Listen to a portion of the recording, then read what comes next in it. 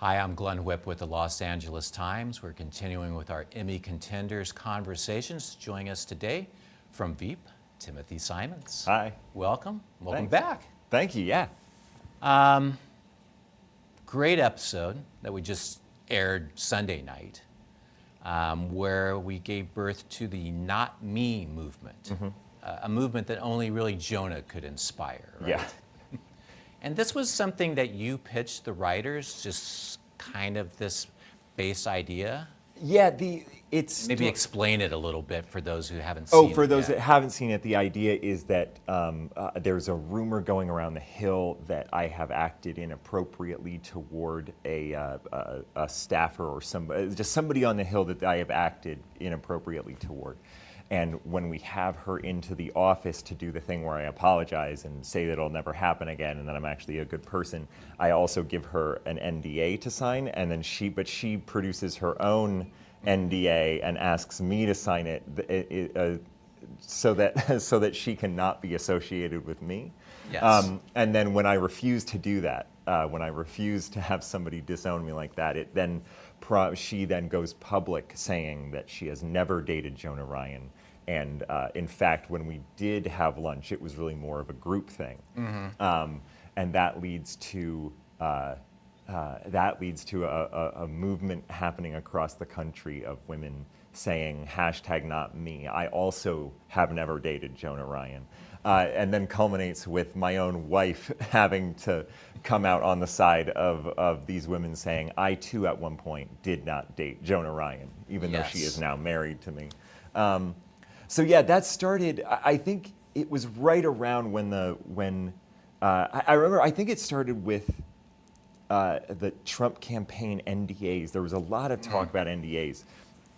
And I remember it being that Trump was having people sign them so that they couldn't. I mean, you were also seeing them used in cases of sexual harassment or in the. So they were generally out there in the ether, and you were also seeing the Trump campaign use them basically to tell people you can't talk about how bad we are at this. Right. You're not allowed to do that. As soon as you leave, you can't talk about us. So I called up Dave to pitch him the idea that just the base idea that I would be to play with that I thought would be funny. The idea that people might come in who Jonah has had consensual relationships with, ex-girlfriends or something like that, and that which is a small number. Just very small number of people that were somehow tricked into it, and that they would want their NDAs honored. That instead they were not there trying to ask him for money or anything like that, or trying to expose him. It was, we don't want anyone to know that we were ever stupid enough to date you, but it really was I didn't ever pitch anything Me Too or Not Me related. The writers sort of came up with that in the room. I just kind of talked to Dave in the off season, and they kind of made it what it was. Have you had ideas for Jonah before where you've gone to the writers, or was this a first time you've done that? No, we've always, even both, because we had a showrunner change after season 4, and all there was a lot of writer turnover as well. And in both writing rooms, we've always had a fair amount of input. When in Arm's room, it was very much rehearsal based, and so actors and writers were all in there together rehearsing and coming up with ideas like you were workshopping a play. And Dave is much more outline and writer's room driven, and then you get it up on its feet on the day and you work with it. But we've always been able to have input on these things. And Dave is open to ideas coming in from other places. He's an incredibly talented and incredibly funny person. So whatever I have ever thrown out, they have always improved upon. I think when I would bring stuff in, I remember after the in the lead up in the season when he was going to be running for Congress, I did a lot of research. I talked to staffers and I talked to Congress people, and I brought in I brought in less ideas about where I thought the story should go, just things that I would be like, I heard this from a congressperson, and like this petty thing would be something that Jonah would be very focused on. It would be sort of like, I don't know what the story is, I don't know what the joke is really, but this is something petty that he would be focused on, good or bad. Does that make sense? Sure. Yeah. Yeah. And that whole idea of Jonah running for Congress seemed absurd at the time. Yeah. And now this season, it's another level. Jonah is running for president. Yeah. It's been interesting. Like, at the time, you could have made an argument with Jonah running for Congress, and that it was absurd. But if you look around, like, absurd people have always kind of fallen into Congress, either in the House of Representatives or in the Senate. Like, they've always kind of found their way. There have been some oddballs. Yeah, there have been some oddballs in there. But back then, you wouldn't realistically have been able to buy that Jonah could run for president, just because, number one, of his history and the things that he says and the things that he can't help himself from saying. He would have kneecapped his own campaign pretty early on. And now we live in a world where you have to convince yourself that he's not the front runner for being such a dummy. Like, that he doesn't have the best chance of winning because he's the dumbest person there. Yeah. Yeah. It's like a fun world we live in now. Well, I mean, everything's going great. It really is. It really is.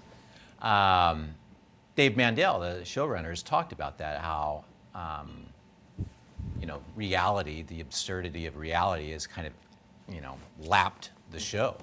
You look, and you watch early seasons, I read, were leading up to this season. So yeah, you seem, what was previously kind of crazy now seems normal on Veep. And it was a strange thing to go into filming this season with everything that's happened in the last couple years, where we have prided ourselves on keeping the show close to some sense of reality and close to grounded. I say that even though in the second episode, Julia's character, Selena, shits her pants in the second episode. And we have somehow convinced people that we're a very subtle show.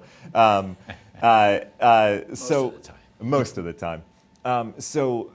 It was strange to go in and being able to push the envelope with these characters a lot more and the storylines a lot more, things that 2 years ago never would have been considered or would have been written off immediately as absurd, were now sometimes less absurd than what was actually happening.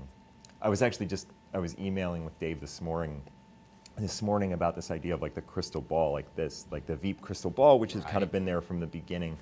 There are a couple things coming up that haven't aired yet that really resemble what's been going on the last couple weeks, and he brought it up. He was like, a lot of it feels like you're getting an A on a test that you wished you had failed. Right. And it's like doing really well on the SATs, but the building you're in is on fire and they blocked the exits. Like, there's really not a lot of joy in it. So please tell me then that nothing really terrible happens by the end of this season, because I don't want that crystal ball to like. It doesn't have to do with plot so much as it does issues. Vibe and issues. Yeah. There's one that's alluded to in the trailer of the season. Jonah adopts an anti-vaccination platform, and that's something that's in the trailer, and we're seeing a lot of that in the last couple of weeks. Yeah. Yeah, you play the character that's just like the envelope pushing character. Like Jonah is the character that the show can really, if you're going full on absurd, full on insane, you're the man. Yeah, there's I've said this before. I think I've always historically had some benefit in that. Like when the writers were tired of writing policy jokes, I was a dummy that they could make the idiot come in and say something dumb. So I feel like I've always been the beneficiary of that, because he has been able to do some pretty absurd things. But like when it comes to Jonah this season and some of the more absurd things that he does, there is a lot of Venn diagram overlap with. That's where you see like the show didn't.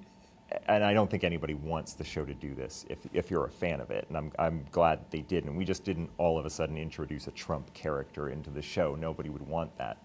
But there are some Trump dynamics and some Venn diagram overlaps with policy decisions or behaviors that he has that they have to be commented on. Right. Or otherwise, we're not doing our jobs. And one thing that's nice, I feel like they've been kind of split up between Selena and Jonah, and in that way that like we're not just all of a sudden giving Trump characteristics to characters that never had them before.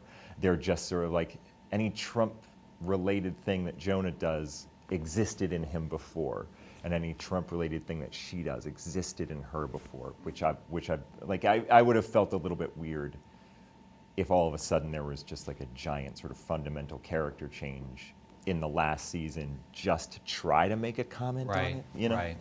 Yeah, these have always been kind of horrible people. They've always been horrible people. Yeah, and like, so whereas where Jonah overlaps with Trump, there's this idea that he just has no clue what he's talking about. He's just upset and ruled by petty grievances and ignorant and just says things just to get a reaction and just to get a reaction from a crowd, which makes him feel good about himself. Right. There's some Trump overlap there. And with Selena, I think it's a little bit more like the sort of ruthless, do anything to win, knows exactly what she's doing. Like those overlaps are with her. But those were there with both of those people from the beginning. And there's a great moment in the episode that's coming up this week where there's a team in to try to teach Jonah empathy. Yeah. Yeah. And yeah, they haven't seen the previous 6 seasons, have they? No, that, yeah, man, it feels like, God bless his mother, she probably did the best she could. And I'm trying to teach my kids about empathy now, and I do feel like maybe she just got frustrated with them. I feel like there is a thing where, isn't it around like 5 or 6? That's when your brain is actually able to understand the idea of empathy. I can't remember when the age is that it comes in to the actual human brain being able to do it, to understand empathy. Maybe she just got frustrated when he didn't get it at 2 and never tried again. Just gave up, yeah. She just gave up. Yeah. I heard Reed Scott was in here, and he said at the final table read that you were just pretty much a puddle. Oh, I was a mess. I was a full-blown mess. Was that something that you kind of thought might happen, or did it take you by surprise? Oh, that didn't take me by surprise at all. I could have told you a year previous that I was going to be I could have told you on the second day of shooting this thing that I would have been a mess at the final table read. No, this is, I mean, it's been incredibly important to me personally. It was a big break for me. But beyond that, I was very nervous when this job started, and it was an incredible group of people to get to work with, and they were also everybody had a lot more experience doing this kind of thing than I did, but I was welcomed in as a part of it, and so I guess because of that, I'm always going to be. We've just become good friends. We've become good friends both at work and outside of it, and so that sort of marked like the final. Like the last couple weeks that we were ever going to be doing it, and that was going to be the last time that group was going to be together in that way. And I don't know, I was just trying to mourn it as much as I could, you know. It kind of felt like the senior year of high school or your senior year of college, where there's like, you still have to take your finals. You know, you're like in finals week, but like you're in a great mood and nothing seems insurmountable, and you're just surrounded by your friends, and you stay up way too late and you get way too drunk, and you still end up doing okay on your tests. Like that's what it felt like. You know, we were never a cast that had a lot of grievances, but like everybody was in a great mood. We showed up for everybody's raps, you know, for everybody's last scenes, and But then just a lot more tears. just a lot more. Because I don't remember a whole lot of tears in my senior year. Yeah. those final No, days. that's true. It's like, yes. Yeah. But sort of. you're mourning the loss of, I mean, something that is pretty special. 7 years of a one of the best TV shows going. Yeah, and like the sort of like the superlative stuff around it is like is great. Like that we get to go to the Emmys, and we've been able to every year. Like, it's awesome. We get to put on tuxes, but like the thing that's fun about it is you get to put on tuxes and hang out with that group of people. And so for me, it really always has been like the collaborative spirit of that group. I don't know if that's something that's easily. I know it's something that isn't. It doesn't come around. It doesn't often. come around. Yeah, often. yeah. So to see that go, it's really hard. Yeah. So knock on wood, you'll have like some little reunions, Emmys, SAG Awards, maybe Golden Globes. We'll see this group, because I remember like the Breaking Bad. It seemed like Breaking Bad went off the air, but then for about another year, we'd see the group together at award shows. Yeah. So I hope people don't get sick of seeing us back together. That's fun. It's like we can't watch the show anymore, but that's true. here they are. Yeah, but people move on from stuff so fast. Maybe we shouldn't lean into it so hard. They're like, God, these guys have been talking about this for like 3 months. I'm sick of them. You watched all. I read where you watched all 6 seasons leading up to this final season. Yeah. So you said you came in here relatively new. What did you, when you looked at your early work in the series, do you feel like you've like grown as an actor? Yeah. What did you notice? I mean, like it's all. I feel like most actors are gonna say this. Like, it's hard to watch yourself in stuff. It was a little bit strange revisiting the early seasons, in that it felt so long ago, and I think we all looked like babies. Yeah. That it seemed like you were watching other people do it. As far as myself, like when I was able to get over actually looking at myself, there were things where I saw myself like really pushing for jokes that I don't think I would push so hard at now, because I think that was just like a lack of experience. Just like, so you just let the situation. Yeah, like let the situation play it, or like I found myself being like, man, if you would come off of that, like if you would come off of that thing 20%, it would have been way funnier. You know, just things like that. When my wife and I went through and watched it all, and the reason that it started out as research about like whether or not anything that existed in the beginning could inform how it was going to end, or at least for character-wise, writing or otherwise, if anything from the beginning could loop around or get called back in any good way. And then it just turned into a nostalgia trip. Like, I don't need to watch season 6 to inform the end, you know. Then it just turned into, these people are funny and I like watching them. Yeah. Did you have like a favorite? You're watching with your wife. Was there a favorite Jonah moment or two? I'll tell you, there was a Tony moment that I missed the first time watching it. There was an episode where Selena gets her old college friends to come back to the White House to reconnect with them, and of course it goes terribly, because Selena is now just off on her own planet and has no ability to connect with reasonable, regular people. Yeah. And there's a moment where one of her friends talks about her husband, about how her husband's gone, and she was like, oh, did he finally come out? And she's like, no, he died a few years ago. And Tony is in the deep background of that shot, out of focus, and he reacts to that news, and it's one of the funniest things I've ever seen. So Tony Hale, 20 feet in the background and out of focus, is still one of the funniest people on the planet. It's a really amazing thing. I would watch the whole series again just to watch Tony Hale reaction shots. Yeah. Mandel has talked about this before, how in the scripts they will put things in sometimes that will just say, Gary makes a noise. And they're not even, they just know that Tony's going to be able to do something that will be incredible. Yeah. Yeah. Is there, I've heard people say that this last episode, which is coming up in 4.5 weeks, goes really big. How are we going to feel about Jonah in 4.5 weeks? I think. How did you feel when you saw after you stopped crying? How did you feel about the script? The one thing was that after we all stopped crying, we then laughed for a solid hour when we read it. So that was really fun. I do think that one thing that I love about the way that it wraps up is, in a reflection of how the last couple of years in the United States have gone, and frankly, the world have gone, the show does get a lot more cynical if that's possible, and it does get a lot darker if that's possible.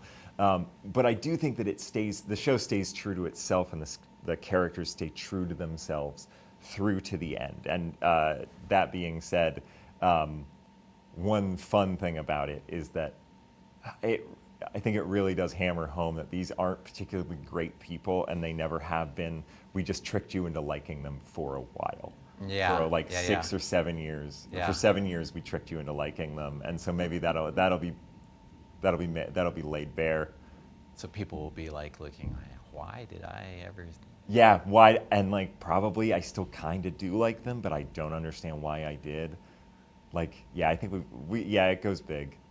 And are you continuing to work with HBO? I've read where you have a series like that you're working with them called. Yeah, I sold a show idea to them that I'm currently writing. The gist of it is that it's 2019 in the United States, but just imagine that a year ago that euthanasia was legalized nationwide, and it's about a guy who opens up his own assisted suicide small business. So it's an assisted suicide comedy. It's an assisted suicide comedy. It sounds like there's Yeah. some possibilities in there. Yeah, I'm a big fan. It's a very dark comedy, but Yeah. I think it's funny. I mean, like I know I'm biased, but as I'm building it up, I do think it's funny. Man, I hope other people do too. Well, HBO has an opening for a dark comedy right now. They do. Are you guys HBO? Are you watching this? You guys have an opening. Anyway, Yeah. well, thanks for coming in. No problem. It's It's my good pleasure. to see you again. Yeah, it's great to see you again. Good luck on that show, and I can't wait to watch the final episode. Thanks. I only swore once. I just want it for the record. I only swore on this once. Just the once. Just the one time. And it was appropriate to the context of Yeah, the to the story. context of the conversation. Should I just like rattle off 3 or 4 swear words out of context now? You can. I don't know. Oh, the red light went off. The red light is still on. Oh, and I'm going to say thank you for watching this Emmy conversation. And for more, you can go to latimes.com. Take care.